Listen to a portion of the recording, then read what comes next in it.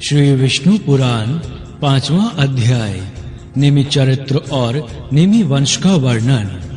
श्री पराशर जी बोले, इक्ष्वाकु का जो निमि नामक पुत्र था, उसने 1 सहस्त्र वर्ष में समाप्त होने वाले यज्ञ का आरंभ किया।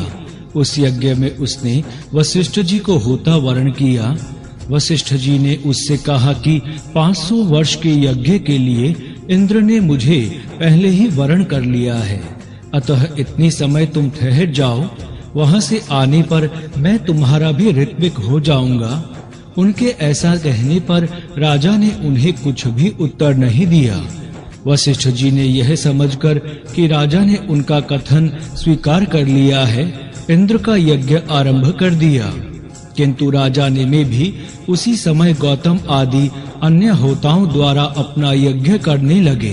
देवराज इंद्र का यज्ञ समाप्त होते ही मुझे निमि का यज्ञ करना है, इस विचार से वशिष्ठ जी भी तुरंत ही आ गए। उस यज्ञ में अपना कर्म गौतम को करते देख उन्होंने सोते हुए राजा निमि को यह शाप दे दिया कि इसने मेरी अवज्ञा करके संपूर्ण कर्म का भार गौतम को सौंपा है, इसीलिए यह देहहीन हो जाए। सोकर उठने पर राजा निमि ने भी कहा कि इस दुष्ट गुरु ने मुझसे बिना बातचीत किए अज्ञानता पूर्वक मुझ सोए हुए को शाप दिया है, इसीलिए इसका देह भी नष्ट हो जाए। इस प्रकार शाप देकर राजा ने अपना शरीर छोड़ दिया। राजा निमि के शाप से वशिष्ठ जी का लिंग देह मित्र वरुण के वीर्य में प्रविष्ट हो गया और उर्वशी के देखने से उसका वीर्य स्खलित हो जाने पर उसी से उन्होंने दूसरा देह धारण किया। निमि का शरीर भी अति मनोहर गंध और तेल आदि से सुरक्षित रहने के कारण गला सड़ा नहीं, बल्कि तत्काल मरे हुए देह के समान ही रहा। यज्ञ समाप्त होने पर जब देवगण अपना भाग ग्रहण करने के लिए आए, तो उनसे ऋत्विक गण बोले कि यजमानों को वर दीजिए। देवताओं द्वारा प्रेरणा किए जाने पर राजा निमि ने उनसे कहा, भगवान, आप लोग संपूर्ण संसार दुख को दूर करने वाले हैं।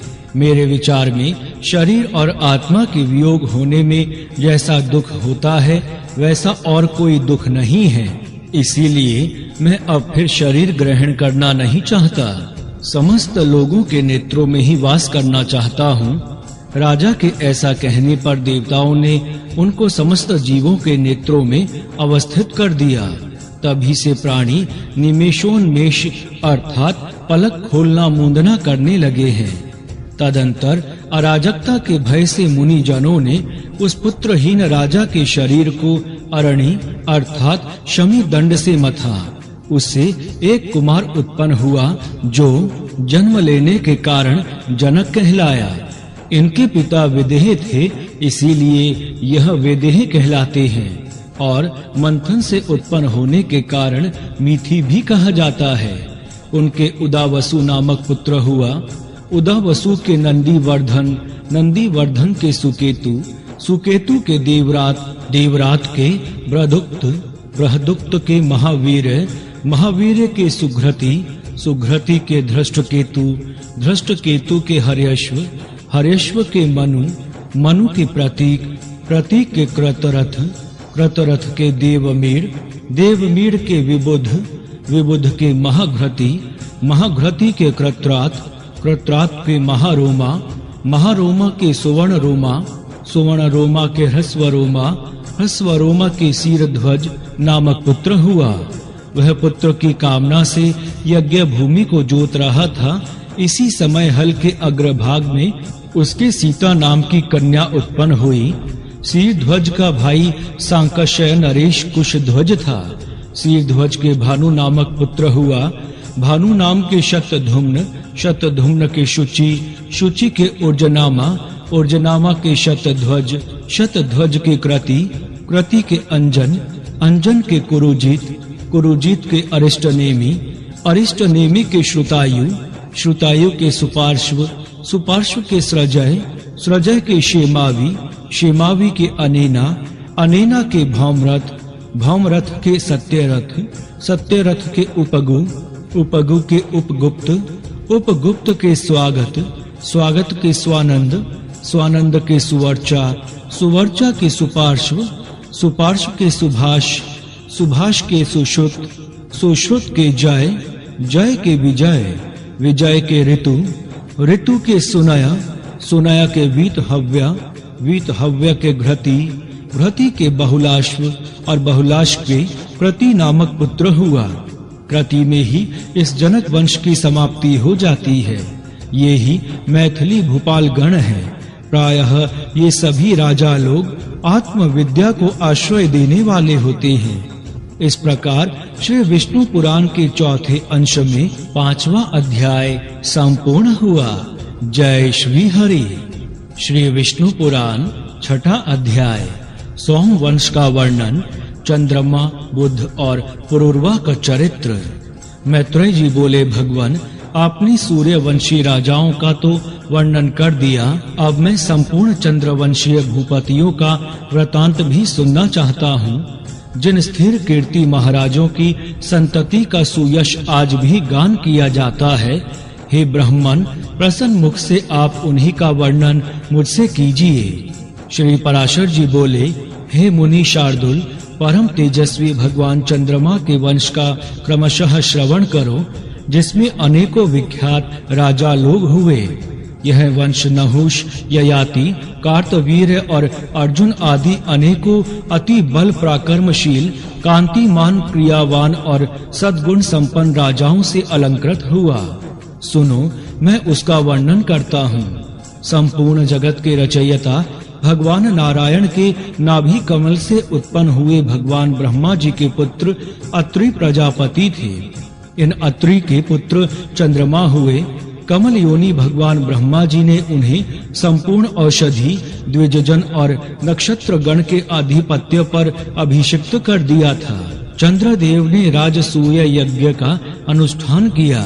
अपने प्रभाव और अति उत्कृष्ट आधिपत्य के अधिकारी होने से चंद्रमा पर राजमद सवार हुआ।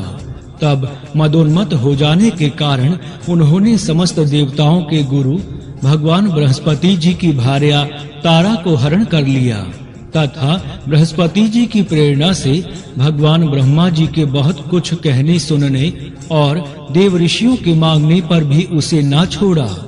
बृहस्पति जी से द्वेष के कारण शुक्रदेव भी चंद्रमा जी के सहायक हो गए और अंगिरा से विद्या लाभ करने के कारण भगवान रुद्र ने बृहस्पति जी की सहायता की, क्योंकि बृहस्पति जी अंगिरा जी के पुत्र हैं। जिस पक्ष में शुक्र जी थे, उस ओर से जंभ और कुंभ आदि समस्त दैत्य, दानव आदि ने भी सहायता देने में बड़ा उद्योग किया तथा सकल देव सेना के सहित इंद्रदेव बृहस्पति जी के सहायक हुए। इस प्रकार तारा के लिए उनमें तारकामय नामक अत्यंत घोर युद्ध छिड़ गया। तब रुद्र आदि देवगण दानवों के प्रति और दानवगण देवताओं के प्रति नाना प्रकार के शस्त्र छोड़ने लगे। इस प्रकार देवासुर संग्राम से शुद्ध चित्त होकर संपूर्ण संसार ने ब्रह्मा जी की शरण ली। तब भगवान कमल योनि ने भी शुक्र, रुद्र, दानव और देवगण को युद्ध से निवृत्त कर बृहस्पति जी को तारा जी दिलवा दी। उन्हें गर्भिणी देखकर बृहस्पति जी ने कहा, मेरे क्षेत्र में तुमको दूसरे का पुत्र धारण करना उचित नहीं है, इन्हें दूर करो, अधिक धृष्टता करना ठीक नहीं है। बृहस्पति जी के ऐसा कहने पर उस पतिव्रता ने पति के वचनानुसार वह गर्भ इशिका स्तंभ अर्थात सीक की झाड़ी में छोड़ दिया। उस छोड़े हुए गर्भ ने अपने तेज से समस्त देवताओं के तेज को मलिन कर दिया। तदंतर उस बालक की सुंदरता के कारण बृहस्पति और चंद्रमा दोनों को उसे लेने के लिए उत्सुक देखकर देवताओं ने संदेह हो जाने के कारण तारा से पूछा, हे सुभगे, तुम हमको सच सच बताओ, यह पुत्र बृहस्पति का है या चंद्रमा का?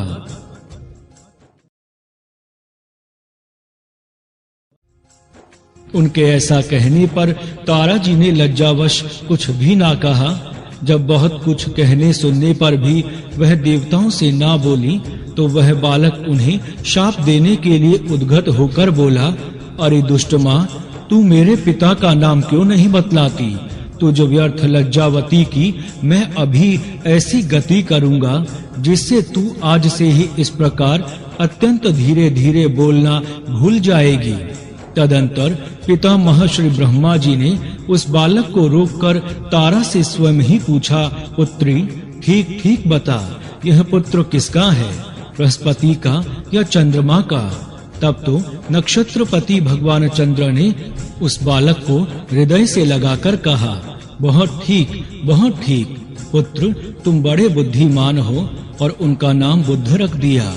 इस समय उनके निर्मल कपोलों की कांति उच्छ्वसित और देदीप्यमान हो रही थी। बुद्धदेव ने जिस प्रकार इला से अपने पुत्र पुरुरवा को उत्पन्न किया था, उसका वर्णन पहले ही कर चुके हैं। पुरुरवा अति दानशील, अति यज्ञिक और अति तेजस्वी थे। मित्रा वरुण के शाप से मुझे मर्त्यलोक में रहना पड़ेगा, ऐसा विचार करते हुए उर्वशी अप्सरा की दृष्टि उन अति सत्यवादी रूप के धनी और मतिमान राजा पुरुरवा पर पड़ी। देखते ही वह संपूर्ण मान तथा स्वर्ग सुख की इच्छा को छोड़कर तन्मय भाव से उन्हीं के पास आई। राजा पुरुरवा का चित्त उन्हें संसार की समस्त स्त्रियों में विशिष्ट तथा कांति, सुकुमारता, सुंदरता, गति, विलास और मुस्कान आदि गुणों से युक्त देखकर उनके वशीभूत हो गया। इस प्रकार वे दोनों ही परस्पर तन्मय और अनन्य चित्त होकर और सब कामों को भूल गए। निदान राजा ने निसंकोच होकर कहा, हे सुभ्रु, मैं तुम्हारी इच्छा करता हूँ, तुम प्रसन्न होकर मुझे प्रेम दान दो। राजा के ऐसा कहने पर उर्वशी ने भी लज्जावश स्खलित स्वर में कहा, यदि आप मेरी प्रतिभा को निभा सकें तो अवश्य ही ऐसा हो सकता है। यह सुनकर राजा ने कहा, अच्छा, तुम अपनी प्रतिज्ञा मुझसे कहो। इस प्रकार पूछने पर वह फिर बोली, मेरे पुत्र रूप इन दो वेशों अर्थात भेड़ों को आप कभी मेरी शैया से दूर ना कर सकेंगे। मैं कभी आपको नग्न ना देखने पाऊं और केवल घृत ही मेरा आहार होगा। यही मेरी 3 प्रतिज्ञाएं हैं। तब राजा ने कहा, ऐसा ही होगा।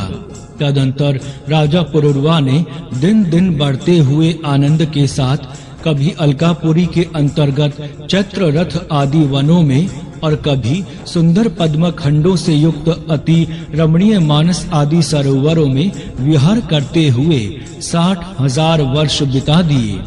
उनके उपभोग सुख से प्रतिदिन अनुराग के बढ़ते रहने से उर्वशी को भी देवलोक में रहने की इच्छा ना रही। इधर उर्वशी के बिना अप्सराओं, सिद्धों और गंधर्वों को स्वर्गलोक अत्यंत रमणीय नहीं मालूम होता था। अतः उर्वशी और पुरुरवा की प्रतिज्ञा के जानने वाले विश्वावसु ने एक दिन रात्रि के समय गंधर्वों के साथ जाकर उनके शयनागार के पास से एक मेष का हरण कर लिया।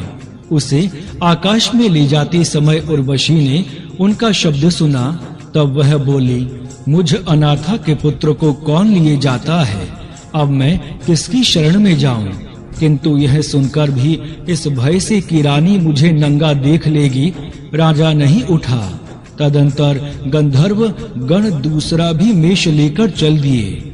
उसे ले जाते समय उनका शब्द सुनकर भी उर्वशी, हाय, मैं अनाथा और भ्रातहीना हूँ तथा एक कायर के अधीन हो गई हूँ, इस प्रकार कहती हुई वह आर्त स्वर से विलाप करने लगी। तब राजा यह सोचकर कि इस समय अंधकार है, अतः रानी मुझे नग्न ना देख सकेगी, क्रोध पूर्वक, अरे दुष्ट, तू मारा गया, यह कहते हुए तलवार लेकर पीछे दौड़े। इसी समय गंधर्वों ने अति उज्जवल विद्युत प्रकट कर दी। उसके प्रकाश में राजा को वस्त्रहीन देखकर प्रतिज्ञा टूट जाने से उर्वशी तुरंत ही वहां से चली गई। गंधर्वगण भी उन मेषों को वहीं छोड़कर स्वर्गलोक में चले गए।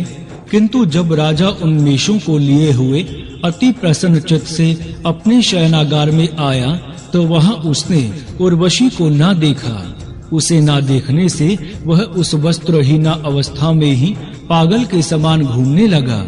घूमते घूमते उसने एक दिन कुरुक्षेत्र के कमल सरोवर में अन्य 4 अप्सराओं के सहित उर्वशी को देखा। उसे देखकर वह उन्मत्त के समान, हे जाए ठहर, अरे हृदय के निष्ठुरे खड़ी हो जा, अरे कपट रखने वाली वार्तालाप के लिए तनिक ठहर जा, ऐसे अनेक वचन कहने लगे। उर्वशी बोली, महाराज, इन अज्ञानियों की सी चेष्टाओं से कोई लाभ नहीं। इस समय मैं गर्भवती हूँ। 1 वर्ष उपरांत आप यहीं आ जावे, उस समय आपके एक पुत्र होगा और एक रात मैं भी आपके साथ रहूंगी। उर्वशी के ऐसा कहने पर राजा पुरूरवा प्रसन्न चित्त से अपने नगर को चला गया। तदंतर उर्वशी ने अन्य अप्सराओं से कहा, ये वही पुरुष श्रेष्ठ हैं जिनके साथ मैं इतने दिनों तक प्रेमाकृष्ट चित्त से भूमंडल में रह रही थी। इस पर अन्य अप्सराओं ने कहा, वह सचमुच इनका रूप बड़ा ही मनोहर है। इनके साथ तो सर्वदा हमारा भी सहवास हो। वर्ष समाप्त होने पर राजा पुरूरवा वहां आए।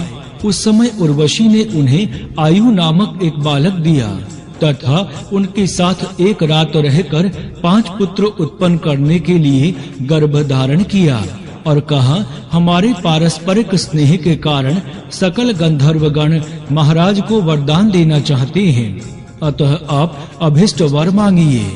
राजा बोले, मैं तो समस्त शत्रुओं को जीत लिया है, मेरे इंद्रियों की सामर्थ्य नष्ट नहीं हुई है, मैं बंधुजन, असंख्य सेना और कोश से भी संपन्न हूँ।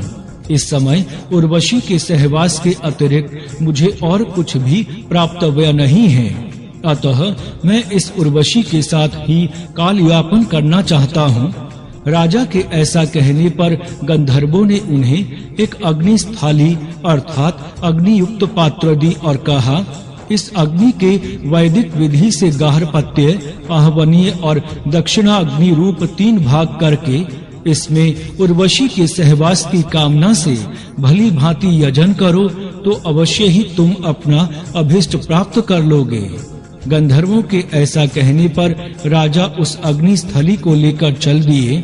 मार्ग में वन के अंदर उन्होंने सोचा, अहो, मैं कैसा मूर्ख हूँ, मैंने यह क्या किया जो इस अग्निस्थली को तो ले आया और उर्वशी को नहीं लाया। ऐसा सोचकर उस अग्निस्थली को वन में ही छोड़कर वे अपने नगर में चले आए। आधी रात बीत जाने के बाद निद्रा टूटने पर राजा ने सोचा, उर्वशी की सनिधि प्राप्त करने के लिए ही गंधर्वों ने मुझे वह अग्निस्थली दी थी और मैंने उसे वन में ही छोड़ दिया, अतः अब मुझे उसे लाने के लिए जाना चाहिए।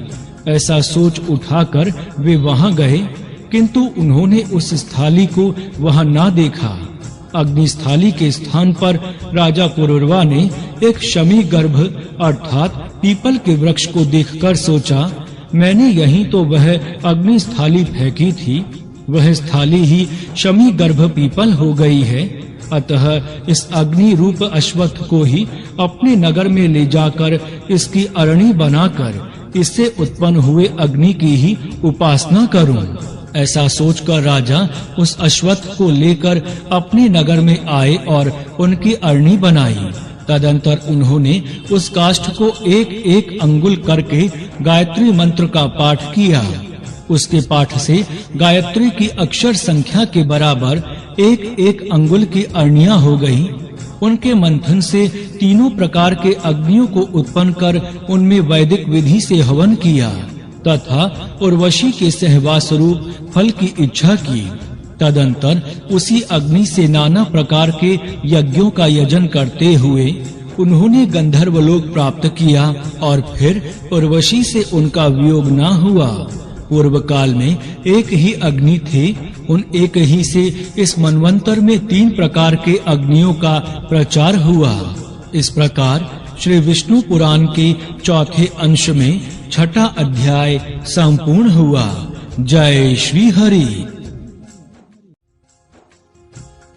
श्री विष्णु पुराण 7वां अध्याय जहनु का गंगापान तथा जमद अग्नि और विश्वामित्र की उत्पत्ति। श्री पराशर जी बोले, राजा पुरूरवा के परम बुद्धिमान आयु, अमावसु, विश्वावसु, श्रुतायु, शतायु और अयुतायु नामक 6 पुत्र हुए। अमावसु के भीम, भीम के कांचन, कांचन के सुहत्र और सुहत्र के जहनु नामक पुत्र हुआ, जिसने अपनी संपूर्ण यज्ञशाला को गंगा जल से आप्लावित देख क्रोध से रक्त नयन होकर भगवान यज्ञ पुरुष को परम समाधि के द्वारा अपने में स्थापित कर संपूर्ण गंगा जी को पी लिया था। तब देव ऋषियों ने इन्हें प्रसन्न किया और गंगा जी को इनकी पुत्री रूप से पाकर ले गए। जहनु के सुमंतु नामक पुत्र हुआ, सुमंतु के अजक, अजक के बलाकाश्व, बलाकाश्व के कुश और कुश के कुशाम्भ, कुशनाभ के अधूरतर्जा और वसु नामक 4 पुत्र हुए। उनमें से कुशाम ने इस इच्छा से कि मेरे इंद्र के समान पुत्र हो तपस्या की। उसके उग्र तप को देखकर बल में कोई अन्य मेरे समान न हो जाए, इस भय से इंद्र स्वयं ही इनका पुत्र हो गया। वह गाधी नामक पुत्र कौशिक कहलाया। गाधी ने सत्यवती नाम की कन्या को जन्म दिया। उसे भृगुपुत्र ऋचिक ने वरण किया। गाधी ने अति क्रोधी और अति वृद्ध ब्राह्मण कन्या को न देने की इच्छा से ऋचिक से कन्या के मूल्य में जो चंद्रमा के समान कांतिमान और पवन के तुल्य वेगवान हो, ऐसे 1 सहस्त्र श्याम कर्ण घोड़े मांगे। किंतु महर्षि ऋचिक ने अश्व तीर्थ से उत्पन्न हुए वैसे 1 सहस्त्र घोड़े उन्हें वरुण जी से लेकर दिए। तब ऋचिक ने उस कन्या से विवाह किया। तदुपरांत एक समय उन्होंने संतान की कामना से सत्यवती के लिए चरु अर्थात यज्ञ खीर तैयार किया और उसी के द्वारा प्रसन्न किए जाने पर एक क्षत्रिय श्रेष्ठ पुत्र की उत्पत्ति के लिए एक और चरु उनकी माता के लिए भी बनाया। और यह चरु तुम्हारे लिए है तथा यह तुम्हारी माता के लिए, इनका तुम यथोचित उपयोग करना। ऐसा कहकर वे वन को चले गए। उनका उपयोग करते समय सत्यवती की माता ने उनसे कहा, पुत्री, सभी लोग अपने ही लिए सबसे अधिक गुणवान पुत्र चाहते हैं। अपनी पत्नी के भाई के गुणों में से किसी की भी विशेष रुचि नहीं होती। अतः तू अपना चरु तो मुझे दे दे और मेरा चरु तू ले ले, क्योंकि मेरे पुत्र को तो संपूर्ण भूमंडल का पालन करना होगा और ब्राह्मण कुमार को तो बल, वीर्य तथा संपत्ति आदि से लेना ही क्या है। ऐसा कहने पर सत्यवती ने अपना चरु अपनी माता को दे दिया। वन से लौटने पर ऋषि ने सत्यवती को देखकर कहा, अरे पापिनी, तूने ऐसा क्या अकार्य किया जिससे तेरा शरीर ऐसा भयानक प्रतीत होता है। अवश्य ही तूने अपनी माता के लिए तैयार किए चरु का उपयोग किया है, सो ठीक नहीं है। मैंने उसमें संपूर्ण ऐश्वर्य, पराक्रम, शूरता और बल की संपत्ति का आरोपण किया था तथा तेरे में शांति, ज्ञान, तितिक्षा आदि संपूर्ण ब्राह्मणोचित गुणों का समावेश किया था। उनका विपरीत उपयोग करने से तेरे अति भयानक अस्त्र शस्त्रधारी, पालन कर्म में तत्पर क्षत्रिय के समान आचरण वाला पुत्र होगा और उसके शांति प्रिय ब्राह्मणचार्य युक्त पुत्र होगा। यह सुनते ही सत्यवती ने उनके चरण पकड़ लिए और प्रणाम करके कहा, भगवान, अज्ञान से ही मैंने ऐसा किया है, अतः प्रसन्न होइए और ऐसा कीजिए जिससे मेरा पुत्र ऐसा ना हो, भले ही पौत्र ऐसा हो जाए। इस पर मुनि ने कहा, ऐसा ही हो। तदंतर उसने जमद अग्नि को जन्म दिया और उनकी माता ने विश्वामित्र को उत्पन्न किया तथा माता सत्यवती कौशिकी नाम की नदी हो गईं। जमद अग्नि ने इक्ष्वाकु कुलोद्भव रेणु की कन्या रेणुका से विवाह किया। उससे जमद अग्नि के संपूर्ण क्षत्रियों का ध्वंस करने वाले भगवान परशुराम जी उत्पन्न हुए, जो सकल लोक गुरु भगवान नारायण के अंश थे। देवताओं ने भगवान विश्वामित्र जी को भृगुवंशीय शुनहशेप पुत्र रूप से दिया था। उनके पीछे उनके देवरात नामक एक पुत्र हुआ और फिर मधुछंद, धनंजय, कृतदेव, अष्टक, कच्छप एवं हारितक नामक और भी पुत्र हुए। उनसे अन्य नए ऋषि वंशों में विवाहने योग्य बहुत से कौशिक गोत्रीय पुत्र पौत्र आदि उत्पन्न हुए। इस प्रकार श्री विष्णु पुराण के चौथे अंश में 7वां अध्याय संपूर्ण हुआ। जय श्री हरि। श्री विष्णु पुराण 8वां अध्याय काश्य वंश का वर्णन। श्री पराशर जी बोले, आयु नामक जो पुरुरवा का ज्येष्ठ पुत्र था, उस